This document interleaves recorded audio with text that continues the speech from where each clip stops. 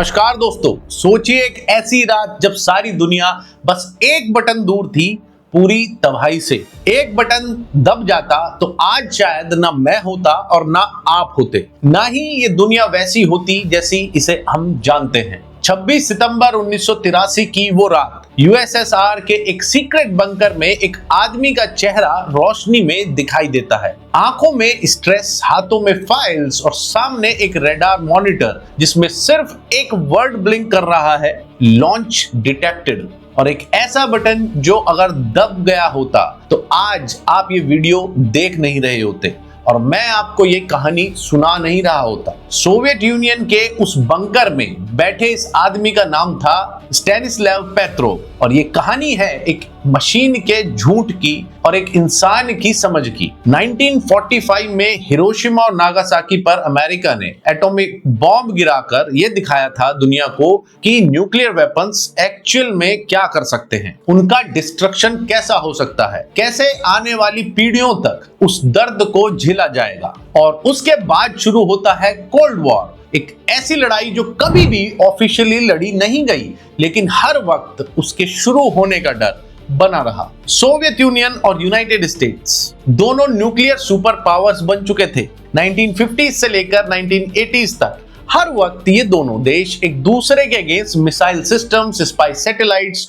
और war strategies develop कर रहे थे। यही था कोल्ड वॉर का असली नेचर, हर वक्त तैयार, हर वक्त अलर्ट, लेकिन कभी ओपन बैटलफील्ड में नहीं। 1983 तक सोवियत यूनियन ने एक सोफिस्टिकेटेड अर्ली वार्निंग सिस्टम बना लिया था जिसका काम था मिसाइल लॉन्च डिटेक्ट करना। अगर अमेरिका न्यूक्लियर मिसाइल लॉन्च करे तो यूएसएसआर रिटेलिएट कर सके विद इन मिनट्स। पर प्रॉब्लम ये थी वो सिस्टम मशीन पर बेस्ड था और मशीन कभी कभी गलतियां करती हैं। स्टैनिस्लाव पेट्रोव एक Soviet air defence force officer जो मिसाइल डिटेक्शन और रेस्पॉन्स यूनिट में काम करता था, एक काम कंपोज लॉजिकल माइंडेड ऑफिसर जिसे अपने काम पर पूरा भरोसा था, लेकिन उसे यह भी पता था कि मशीन इंसान नहीं होती। पेट्रोव का काम सिंपल था, अगर मिसाइल लॉन्च डिटेक्ट हो जाए तो तुरंत क्रेमलिन को बताए ताकि न्यूक्लियर रिटेलिएशन का ऑर्डर दिया जा सके और अमेरिका के न्यूक्लियर यूएसएसआर में आके गिरे उससे पहले इनकी तरफ से भी न्यूक्लियर मिसाइल्स फायर कर दी जाएं,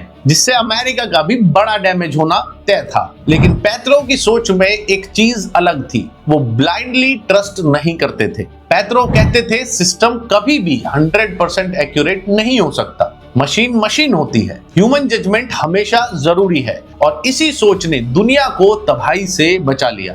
रात के लगभग 12:15 बजे थे। पेट्रोव अपने बंकर में ड्यूटी पर थे जब उनका रडार सिस्टम एक टेरिफाइंग अलर्ट देता है। सब कुछ फ्रीज हो गया, अलार्म बजने लगे, पूरे रूम के अलार्म्स एक ही चीज चिल्लाने लगे, यूएस ने अटैक कर दिया। सबसे पहले सिर्फ एक मिसाइल लॉन्च डिटेक्ट हुआ, फिर दूसरा, फिर तीसरा और देखते ही देखते 5वीं मिसाइल भी दिखने लगी। रडार सिस्टम का कहना था कि 5 आईसीबीएम्स यानी इंटरकॉन्टिनेंटल बैलिस्टिक मिसाइल्स अमेरिकन धरती से लॉन्च हो चुकी हैं और डायरेक्शन थी सोवियत यूनियन की तरफ। पेट्रोव के पास बस 15 मिनट थे ये डिसाइड करने के लिए कि क्या ये रियल अटैक है या कोई सिस्टम का ग्लिच है। अगर उन्होंने इस अलर्ट को जेन्युइन मान लिया होता तो यूएसएसआर ने तुरंत रिटेलिएशन ऑर्डर दे दिए होते। और रिटेलिएशन भी कुछ ऐसा वैसा नहीं, रिटेलिएशन का मतलब उस समय ये था कि हजारों मिसाइल्स एक के बाद एक लॉन्च हो जाते अमेरिका की तरफ और उसके बाद अमेरिका भी चुप नहीं रहता,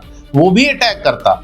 बस फिर क्या होता, world war 3, nuclear holocaust, millions of people dead, पूरे के पूरे शहर मैप से मिट जाते और सिर्फ शहर ही नहीं कंट्रीज तक भी इसकी लपेट में आ जाती। सब कुछ प्रोटोकॉल के हिसाब से क्लियर था। अलर्ट आए, क्रेमलिन को इन्फॉर्म करो, मिसाइल लॉन्च कंफर्म करो। पर पेट्रोव ने खाली सिस्टम पे भरोसा नहीं किया, उन्होंने देखा सैटेलाइट ने मिसाइल दिखाई लेकिन ग्राउंड रडार ने अब तक कुछ डिटेक्ट नहीं किया। उन्होंने सोचा अगर अमेरिका सच में न्यूक्लियर वॉर शुरू करना चाहता है तो वो सिर्फ 5 मिसाइल क्यों छोड़ेगा, वो वो कई सौ की तादाद में छोड़ता, क्योंकि अमेरिका यूएसएसआर को रिटेलिएट करने का टाइम देने की गलती नहीं करेगा। और उनका यही लॉजिक कहता था कि ये एक गलती हो सकती है, कोई ग्लिच है, पर रियल अटैक नहीं है। और उन्होंने क्रेमलिन को फॉल्स अलार्म रिपोर्ट कर दिया। उन्होंने बोला, this is a false detection, I do not recommend retaliation. एक सेकंड के लिए इमेजिन करो अगर उस रात ड्यूटी पर कोई गरम दिमाग का ऑफिसर होता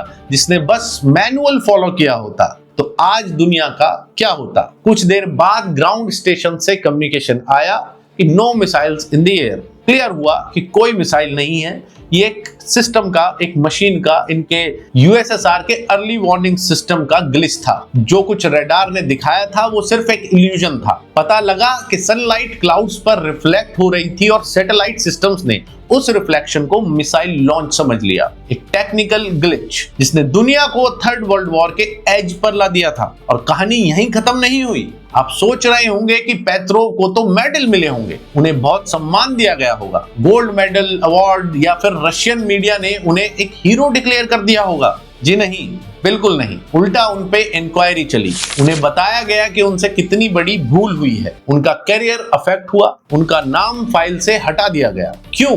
क्योंकि उन्होंने प्रोटोकॉल फॉलो नहीं किया। लेकिन दुनिया जानती थी अगर वो उस रात प्रोटोकॉल फॉलो कर लेते, डिसीजन ले लेते, तो आज दुनिया होती ही नहीं। 2004 में फाइनली उन्हें यूएन ने ऑनर किया। 2006 में डॉक्यूमेंट्री भी बनी, the man who saved the world. लेकिन तब तक पेट्रोव रिटायर्ड हो चुके थे, ऑलमोस्ट ब्रोक, बेहद गरीबी में जीवन काट रहे थे और दुनिया से दूर अपनी जिंदगी शांति से जी रहे थे। सोचिए अगर पेट्रोव ने सिस्टम की बात मान ली होती, 1 मिनट का फर्क होता तो मॉस्को से लेकर न्यूयॉर्क तक न्यूक्लियर आंधी आ गई होती। Radiation, famine, mass extinction, nuclear winter, दुनिया 1000 साल पीछे चली जाती और आप और मैं शायद कभी पैदा ही नहीं होते। इस कहानी का सबसे बड़ा लेसन यही है कि दुनिया कभी भी सिर्फ मिसाइल्स और टैंक से नहीं चलती, वो चलती है सोच और समझ से। स्टैनिस्लाव पेट्रोव एक सिंपल आदमी थे। उन्होंने कोई मिसाइल नहीं रोकी, उन्होंने सिर्फ एक कागज पे लिख दिया फॉल्स अलार्म, और उस एक लाइन ने दुनिया को बचा लिया। और दुनिया ने उनके साथ क्या किया? उन पे इल्जाम लगाए गए। वो ऐसा ना करते तो ना जाने आज कोई इतिहास लिखने के लिए भी बचा होता या नहीं। अगर आपको ये कहानी इंटरेस्टिंग और पावरफुल लगी तो प्लीज इस वीडियो को लाइक कीजिए, शेयर कीजिए, क्योंकि ये था वो पल जब दुनिया ने सिर्फ एक इंसान के एक छोटे से डिसीजन पर सांस ली। एक मशीन के झूठ को अगर इंसान ने सच मान लिया होता तो क्या होता? कमेंट्स में जरूर बताएं कैसी लगी। जय हिंद।